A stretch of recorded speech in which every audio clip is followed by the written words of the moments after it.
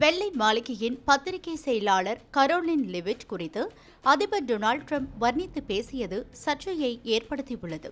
அது குறித்து விரிவாக பார்க்கலாம்.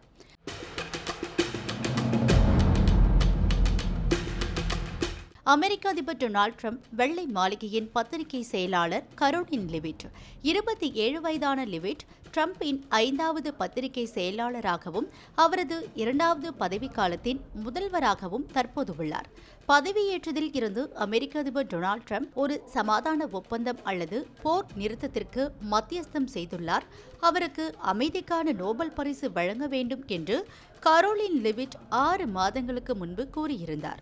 லெவிட்டின் இந்த கருத்து தொடர்பாக ஒரு பேட்டியில் டிரம்பிடம் கேட்கப்பட்ட கேள்விக்கு அவர் அளித்த பதில்தான் தற்போது சர்ச்சையாகியுள்ளது. கரோலின் லெவிட் மிகவும் பிரபலமானவராக மாறிவிட்டார். அந்த முகமும் அந்த மூளையும் அந்த உதடுகளும் அவை அசையும் விதமும் ஒரு இயந்திர துப்பாக்கி போல செயல்படுகின்றன. கரோலின் லெவிட் மிக சிறந்த பெண்மணி. அவரை விட மிக சிறந்த ஊடக செயலாளர் இருக்க முடியாது என்று கூறினார். வெள்ளை மாளிகையில் பணிபுரியும் ஒரு பெண் அதிகாரி குறித்து ட்ரம்ப் இவ்வாறு கருத்து தெரிவித்திருப்பது சமூக வலைதளங்களில் பேசுபொருளாகியுள்ளது. ட்ரம்பின் கருத்துக்கள் அருவருப்பானவை என சமூக வலைதளங்களில் நெட்டிசன்கள் கருத்து தெரிவித்து வருகின்றனர்.